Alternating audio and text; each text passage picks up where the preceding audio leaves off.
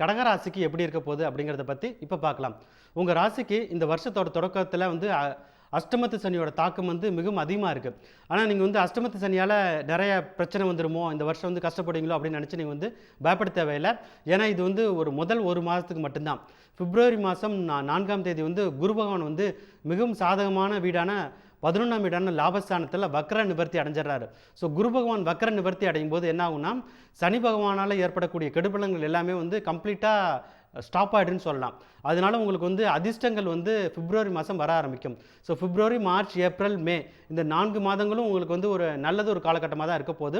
பணவரத்து வந்து உங்களுக்கு வந்து பல வழியிலும் வர ஆரம்பிக்குன்னு சொல்லலாம். பணமழை கொட்டப்போகுதுன்னு கூட சொல்லலாம். இது வந்து குறிப்பாக உங்களுக்கு எப்போ நடக்குன்னு பார்த்தீங்கன்னா, ஏப்ரல் மாதம் வந்து உங்களுக்கு வந்து ஒரு நல்லது ஒரு அதிர்ஷ்டமான காலகட்டமாக இருக்கும். குருபகவான் வந்து 11ஆம் வீடான லாபஸ்தானத்தில் இருக்கிறதால பணமழை வந்து கொட்டப்போகுது அப்படிங்கிறத பற்றி சொல்லலாம். உங்களுடைய இந்த ஃபைனான்சியல் சுச்சுவேஷன் இருக்கு இல்லையா, அதில் வந்து ஒரு மேஜர் மைல் ஸ்டோன் இல்லை ஒரு பீக் அப்படின்னு சொல்லுவோம். அந்த ஒரு பீக் வந்து உங்களுக்கு வந்து ஏப்ரல் 2025 அந்த மாதம் வந்து உங்களுக்கு வந்து ஒரு பீக்கில் வந்து இருப்பீங்க. ஏதாவது உங்களுக்கு இதுக்கு முன்னாடி ஏதாவது ஒரு பண கஷ்டம் இருந்திருந்தால் அதை விட்டு கம்ப்ளீட்டாக வெளியில் வருவதற்கான ஒரு நல்லதொரு வழி பிறக்கும். ஸோ கடன் தொல்லையிலேருந்து கம்ப்ளீட்டாக வெளில வந்துடுவீங்க. உங்களுக்கு குறிப்பாக ஃபாரின் கண்ட்ரியில் இருக்கிறவங்க வந்து நிறைய ஹெல்ப் பண்ணுவாங்க. அது வந்து உங்களுடைய ஃப்ரெண்ட்ஸாகவும் இருக்கலாம், இல்லை ரிலேட்டிவ்ஸாக இருக்கலாம். அவங்க மூலமாகவும் உங்களுக்கு வந்து நல்ல ஒரு ஆதாயம் கிடைக்க ஆரம்பிக்கும்.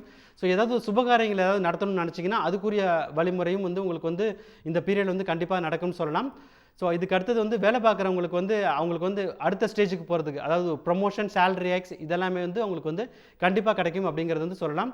ஸோ ரொம்ப நாளாக வீடு வாங்கணும், இல்லை புது வீட்டுக்கு போகணும், இல்லை ஒரு நல்லது ஒரு கார் வாங்கணும் அப்படின்னு நினச்சிட்டு இருந்தவங்களுக்கெல்லாம் அதெல்லாம் இந்த வருஷம் வந்து அவங்களுக்கு வந்து கண்டிப்பாக நடந்துடும். ஸோ இது மாதிரி நிறைய நல்ல விஷயங்கள் வந்து பிப்ரவரியிலேருந்து மே மாதம் வரைக்கும் உங்கள் ராசிக்கு வந்து நடக்க போகுது. இதுக்கு அடுத்து வரக்கூடிய காலகட்டம், அதாவது ஜூன் மாதத்துலேருந்து வரக்கூடிய காலகட்டம் எப்படி இருக்க போகுது அப்படின்னு பார்த்தீங்கன்னா, சனி பகவான் வந்து அஷ்டமஸ்தானத்தை விட்டு 9ஆம் வீடான பாக்கியஸ்தானத்துக்கு வந்துடுவார். ஸோ இதனால் உங்களுக்கு வந்து வேலையில் வந்து நிறைய மென்டல் ப்ரெஷர் இருந்திருக்கும். அந்த ப்ரெஷரெல்லாம் குறைஞ்சி ஒரு கம்ப்ளீட்டாக ஒரு நார்மலான ஒரு ஒர்க் ஷெடியூல், 8 ஹவர்ஸ் வேலை பார்த்தா போதும் அப்படிங்கிற மாதிரியான ஒரு ஷெடியூல். சில பேருக்கு வந்து ஜாதகம் வந்து நல்லா இருந்தால் ஒரு 6 ஹவர்ஸ் வேலை பார்த்தாலே அந்த டே வந்து முடிஞ்சிடும். அந்த அளவுக்கு ஒரு ஒர்க் லைஃப் பேலன்ஸ் வந்து கடகராசிக்கு வந்து கண்டிப்பாக இருக்குன்னு சொல்லலாம். இதுக்கு முக்கியமான காரணம் வந்து சனி பகவான் வந்து மிகவும் சாதகமான நிலைக்கு வந்துறதால. இதுக்கு அடுத்தது வந்து குரு பகவான் வந்து 12ஆம் வீட்டுக்கு வந்துடுவார். ஸோ 12ஆம் வீட்டுக்கு இருக்க குரு பகவான் என்ன பண்ணுவார்னா, உங்களுடைய வாழ்க்கை தரம் வந்து இந்த ஃபர்ஸ்ட் ஹாஃபில் வந்து ஒரு ஸ்டேஜில் வந்து ஒரு பாசிட்டிவாக ஒரு மேலே ஒரு ஸ்டேஜுக்கு போயிருக்கும். இதனால் உங்களுடைய கமிட்மெண்ட்ஸ் இருக்கு இல்லையா, மந்த்லி இஎம்ஐ, அதே மாதிரி உங்களுடைய பிள்ளைங்க வந்து காலேஜுக்கு போயிருப்பாங்க, அவங்களுக்கு கட்டுற ஸ்கூல் ஃபீஸ் இதெல்லாமே வந்து அதிகமாக இருக்கும். ஸோ இதனால் வந்து உங்களுக்கு வந்து செலவுகள் வந்து அதிகமாக இருக்கும். ஆனால் வருமானத்தும் வந்து அதே மாதிரி ஸ்டெடியாக இருக்கும். ஸோ அது உங்களுக்கு வர வேண்டிய இன்கம் வந்து கரெக்டாக அதே ஸ்டேஜிலே வந்துட்டு இருக்கும்.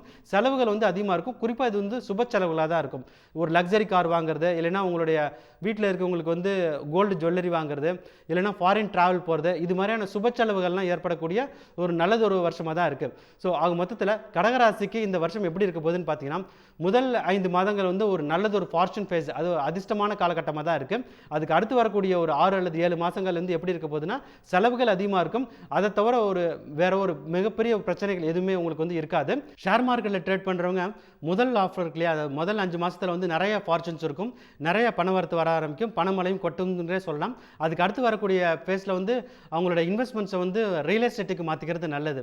ஏன்னா ரியல் எஸ்டேட்டில் இன்வெஸ்ட் பண்ணிங்கன்னா அந்த பணம் வந்து உங்களுக்கு அடுத்து வரக்கூடிய காலகட்டத்தில் மல்டிபிள் டைம்ஸ் ரிட்டர்ன் கொடுக்கும். ஷேர் மார்க்கெட்டில் ட்ரேட் பண்ணுறதுக்கு, அதாவது ஸ்பெகுலேட்டிவ் ட்ரேடிங் பண்ணுறதுக்கு மே மாதத்துலேருந்து உங்களுக்கு வந்து டைம் வந்து அந்த அளவுக்கு சிறப்பாக இல்லை.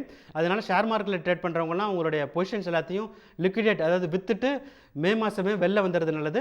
அதுக்கப்புறம் நீங்கள் வந்து ரியல் எஸ்டேட்டில் அதில் வந்து நீங்கள் இன்வெஸ்ட் பண்ணிங்கன்னா உங்களுக்கு வந்து அந்த ஃபார்ச்சூன்ஸ் வந்து கண்டினியூஸாக, அது அடுத்து வரக்கூடிய வருடமே அந்த ரியல் எஸ்டேட்டால் வர ஃபார்ச்சூன்ஸ் வந்து உங்களுக்கு வந்து வந்துட்டு இருக்குங்கிறத கண்டிப்பாக சொல்லலாம். கிரிப்டோ கரன்சியில் ட்ரேட் பண்ணுறவங்களும் அவங்களுக்கும் அந்த ஃபார்ச்சூன்ஸ் வந்து பிப்ரவரியிலேருந்து ஏப்ரல் மாதம் வரைக்கும் தான். மே மாதத்துலேருந்து எதுவுமே ஒரு ரொம்ப ரிஸ்க் எடுக்க வேணாம். அது ரொம்ப ஒரு ஸ்பெகுலேட்டிவ் ட்ரேடிங்கோ இல்லை ஆப்ஷன்ஸ் ட்ரேடிங்கோ எதுவும் பண்ணாமல் இருந்தால் நீங்கள் வந்து இந்த வருஷம் முழுவதுமே உங்களுக்கு வரக்கூடிய ஃபார்ச்சூன்ஸை வந்து தக்க வச்சுக்க முடியும். ஸோ உங்களுக்கு நல்லது ஒரு பரிகாரம் என்ன அப்படின்னு பார்த்தீங்கன்னா, திருப்பதியில் இருக்கிற பாலாஜியை வணங்கி வந்தாலே இந்த வருஷம் முழுவதுமே உங்களுக்கு வந்து சுபிட்சமாக ரொம்ப நல்லா இருப்பீங்கிறத கண்டிப்பாக சொல்லலாம்.